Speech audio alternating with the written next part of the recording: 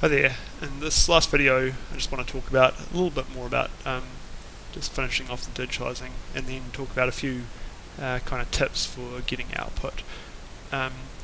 So first I want to talk about digitising other map elements. So just do this by a bit of a demonstration actually. So let's turn off the contacts and just have our base map on, and let me just show you putting in a fault. So we would come in here and let's make a new feature class, and we'll call it faults. You could also group some of these together and give them attributes if you wanted to, but I'm happy to leave this separate. So faults of type line, and let's give it a dip field, which is going to be an integer. Short integer. There we are.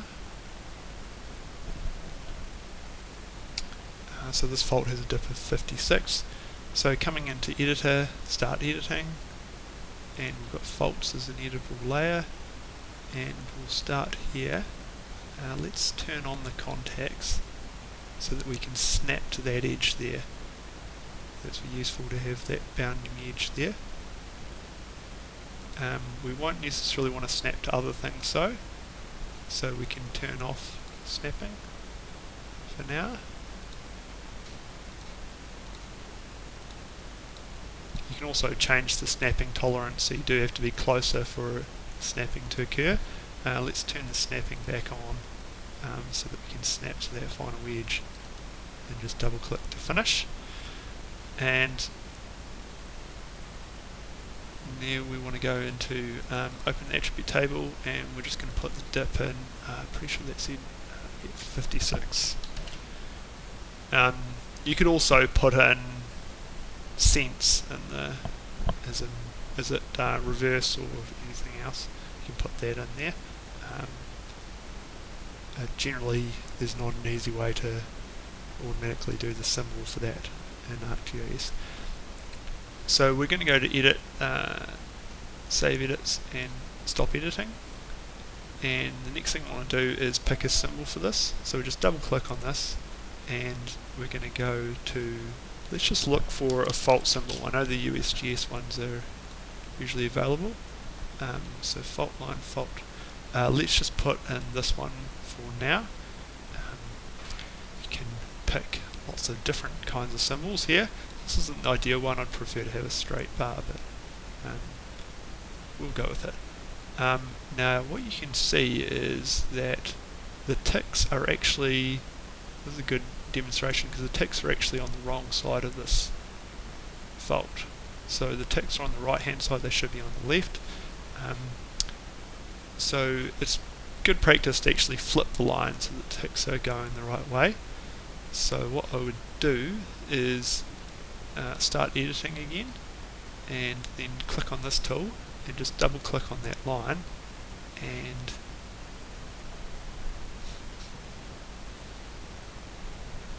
right click on it, and then flip, and then editor, stop editing. So now our line has the ticks on the correct side. So it's kind of hard to see with the topo map on. The ticks are now on the correct side. So I've got a video that covers in a pretty comprehensive way how to do plotting structural geology data. Now an alternative approach, if you haven't got your data in a spreadsheet, which is what the video kind of covers, it assumes that you've got your data in a spreadsheet already, your structural data such as foliation, that sort of thing. Then what you can actually do is create a blank feature class, and let me just do a quick demo of this. So we go into catalog, and we're going to make a new one. Let's just call it a new feature class, and we'll call it foliation, and we're going to make it point features.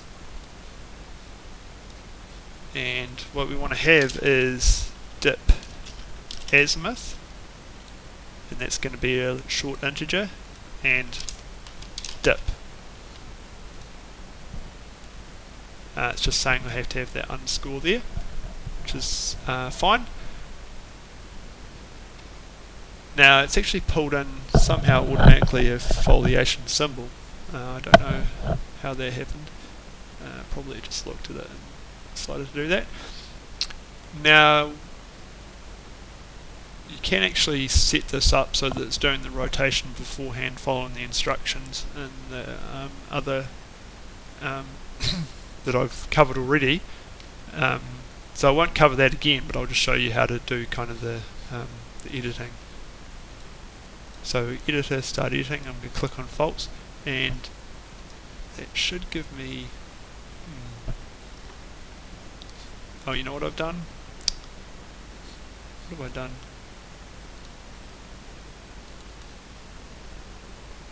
Oh, I've clicked on the wrong thing, sorry. My bad. Delete that. I'm supposed to click on foliation. I'm getting confused because these look the same now. So now we're just getting this point that we can place anywhere. So you want to just place it right on that point there.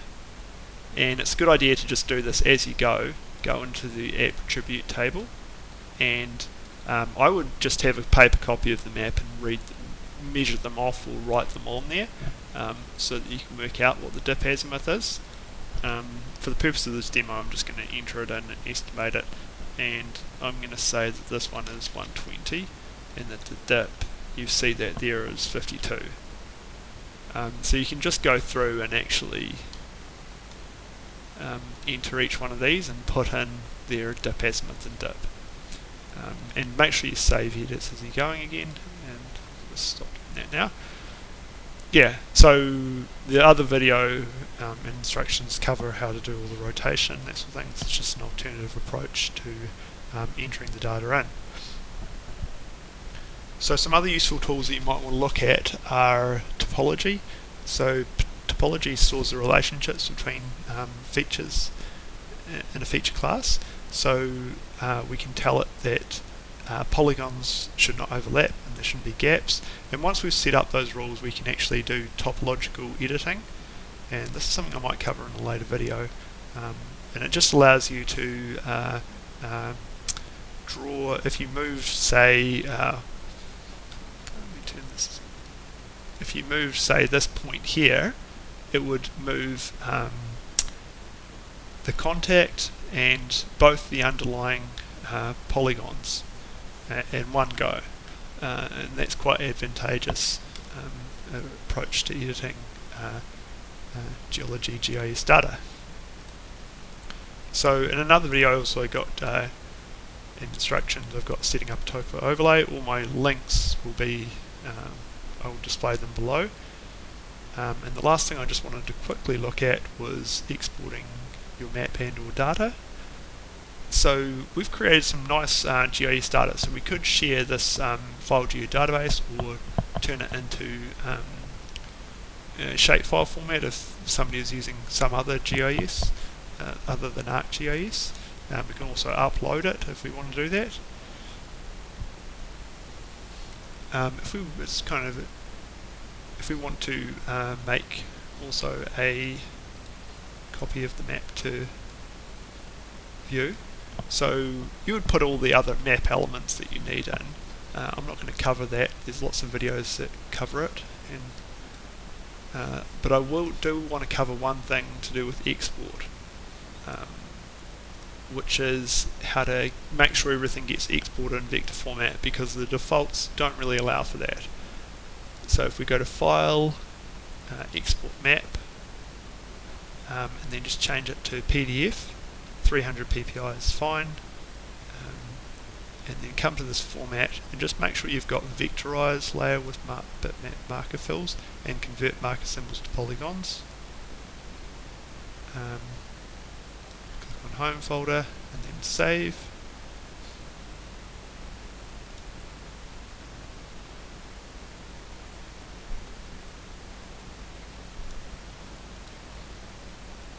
And then we can have a look at that quickly. So there we've got our nice vector output, and it's vector.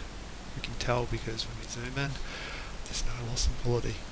Okay, thank you very much. Hope you enjoyed and learnt from this video series.